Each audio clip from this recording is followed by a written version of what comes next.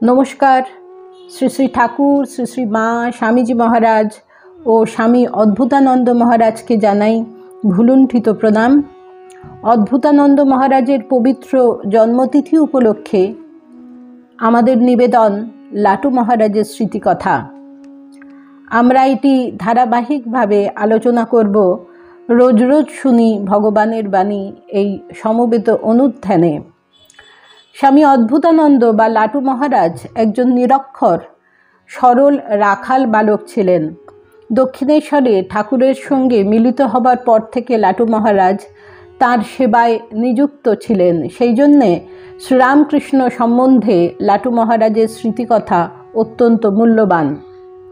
তিনি বলেছেন, সেদিন ছিল ঠাকুরের দ্বিতীয় জন্মোৎসবের দিন, 11ই মার্চ 1883। সেদিন ঠাকুর হামায় গঙ্গা থেকে জল তুলে আনতে বললেন। লাটু মহারাজ বিহারি, হিন্দি, বাংলা সব কিছু মিলিয়ে খুব মিষ্টি করে কথা বলতেন। তিনি বলেছেন, মাত্র 1 কলসি জলে তিনি আস্নান করলেন। আস্নান করে তিনি মায়ের মন্দিরে গেলেন। আমাদের তখন রান্নার জোগাড় দিতে হয়েছিল। প্রায় 100-150 লোক খেয়েছিল দক্ষিণেশ্বরে। সেদিন কোন্নগর থেকে মনমোহনবাবু কীর্তনের দল এনেছিলেন। তাদের সাথে ঠাকুর খুব কীর্তন করেছিলেন। আমাদেরও তিনি যোগ দিতে বলেছিলেন। সেবার পঞ্চবটিতে গান হয়েছিল। সেদিন ঠাকুর বলেছিলেন, তিনি শুধু সন্ন্যাসী নন, তিনি সন্ন্যাসীর রাজা। সেদিন খাওয়া দাওয়ার পর যা বেঁচেছিল সব গরিবদের দেওয়া হলো। এর মধ্যে রাখাল ভাইয়ের একদিন দক্ষিণেশ্বরে অসুখ করে। তাতে উনি রাখালকে বললেন, ওরে, জগন্নাথের প্রসাদ খা, তাহলে তোর অসুখ সেরে যাবে। জানো, জগন্নাথের প্রসাদের এমন গুণ, তোমরা জগন্নাথের প্রসাদকে মানো না। আর তিনি সকলকে বলতেন, খাবার আগে 2-1 দানা মহাপ্রসাদ খাবে। দশহরার দিন আমাদের সব উনি গঙ্গা পূজা করতে বলতেন। রাখালকে বললেন, গঙ্গা মাই সাক্ষাৎ দেবী, আজকে তার পূজা করতে হয়। রাখাল ভাই গঙ্গা মাইকে তখন দেবী ভাবতেন না। তাই শুনে ঠাকুর একটি ঘটনা বলেছিলেন। এটি ঠাকুরের সাধন অবস্থায় দৃষ্ট ঘটনা। একদিন তিনি পোস্তার ধারে বেড়াচ্ছেন। বেড়াতে বেড়াতে তার মনে সন্দেহ হলো গঙ্গামাই দেবী কিনা। এমন সময় তিনি শুনলেন যে গঙ্গার মাঝে খুব শাঁখের আওয়াজ হচ্ছে, কিন্তু কিছু দেখতে পেলেন না। ক্রমে ক্রমে শাঁখের আওয়াজ খুব কাছে এসে গেল। অমনি দেখলেন কিনা একটা ছেলে শাঁখ বাজাতে বাজাতে এগিয়ে চলেছে, আর তার পিছু পিছু এক দেবী চলেছেন। এসব দেখবার পর তার মনে আর কোনো সন্দেহ রইল না। ঠাকুরের এই কথা শুনে রাখাল ভাই বড় আশ্চর্য হয়ে গেল। বললেন, আমাদের অত শত জানা নেই। আমরা জানি গঙ্গা তো নদী, স্রোতের জল। মাঝি মাল্লারা ওখানে কত প্রস্রাব করে থাকে। রাখাল ভাইয়ের কথা শুনে ঠাকুর ভারী রাগ করলেন। বললেন, খবরদার, গঙ্গায় কখনো বাহ্যে প্রস্রাব করবিনি। সেই অবধি রাখাল ভাইকে আর গঙ্গার ধারে শৌচ করতে দেখিনি।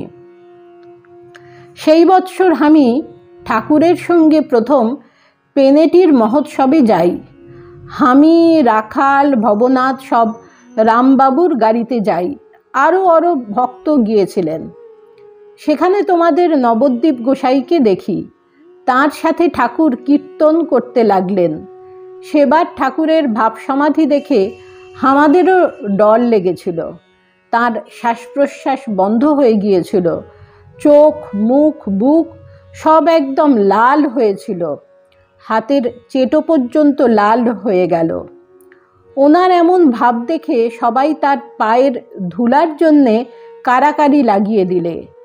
বাকি আমাদের বড় মুশকিল হলো। ঠাকুরকে সবাই ছুঁতে চায়, আমরা তাদের ছুঁতে বারণ করি, কেউ শুনে না। এই নিয়ে বহুত গণ্ডগোল লেগে গেল। রামবাবু বললেন, ওরে লেটো, ছেড়ে দে। লোকেরা সব ওনাকে ছুঁয়ে ধন্য হোক। বাকি রামবাবুর কথা আমি শুনতে পারলুম না। আমি তো দেখেছি যে সমাধির সময় তাকে কেউ ছুলে তার কেমন কষ্ট হতো। রামবাবু আমায় বারে বারে এ কথা বললেন। আমি, রাখাল ভাই আর ভবনাথ ভাই তিনজনে মিলে ঠাকুরকে সেখান হতে বাহিরের বৈঠকখানায় নিয়ে গেলুম। বাকি লোকেরা কি শোনে? ওনাকে যখন নিয়ে যাচ্ছি তখনও তার পায়ে হাত দেবার চেষ্টা করছে। শেষে রামবাবু করলেন কি জানো?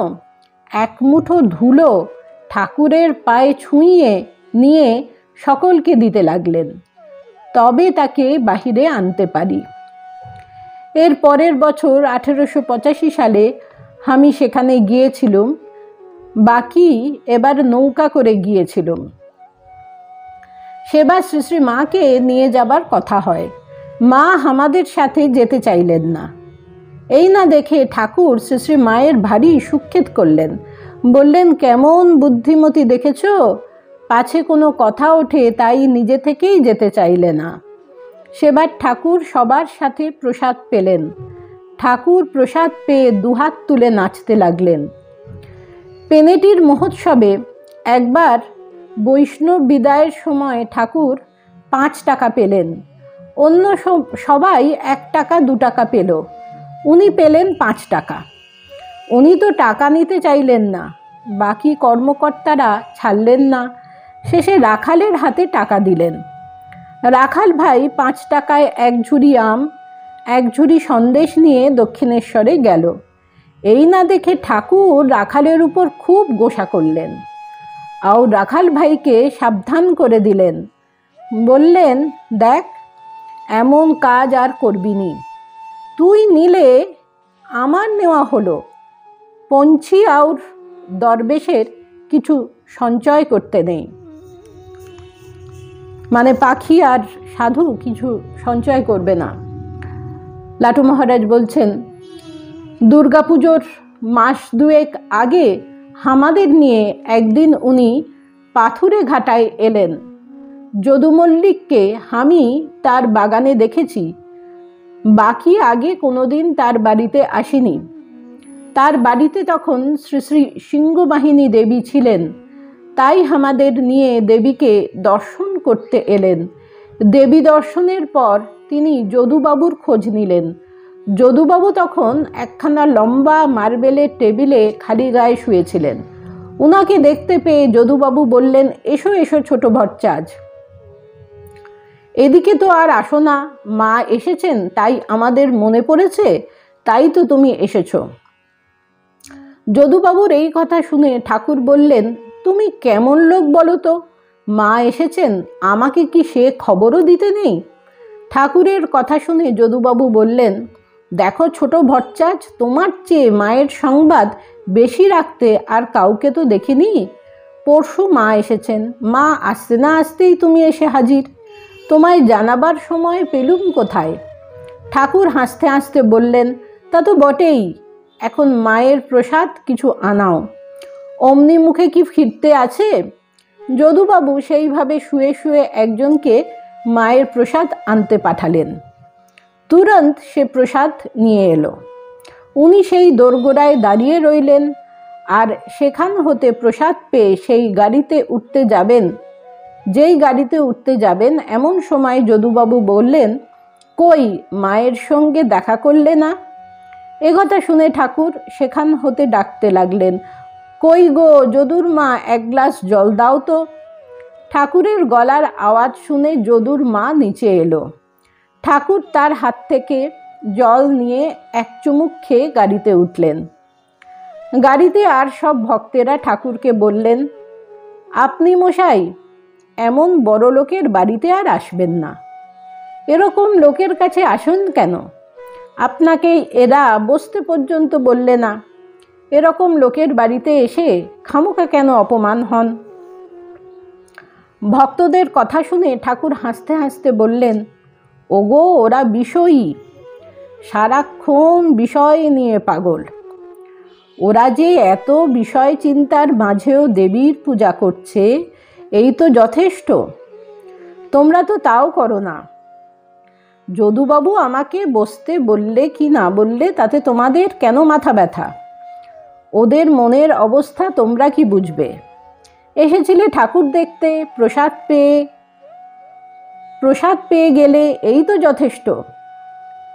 এমন সময় ঠাকুরের প্রসাদ দেয় কে? তোমরা কি কর্তাকে দেখতে গিয়েছিলে যে বসতে বলেনি বলে অভিমান করছো? ভক্তগণের মধ্যে যাহারা যদুবাবু সম্বন্ধে বলেছিল তারা ঠাকুরের কথা শুনে সব চুপ করে গেল। ঠাকুর এই রকম করে সব আমাদের বিড়ে নিতেন, বলতেন, সাধু হতে চাস তো অভিমান ছাড়তে হবে, কেউ মানলে কি মানলে না এসব দেখলে চলবে না। নমস্কার। প্রাণারাম প্রাণারাম প্রাণারাম প্রাণারাম প্রাণারাম প্রাণারাম।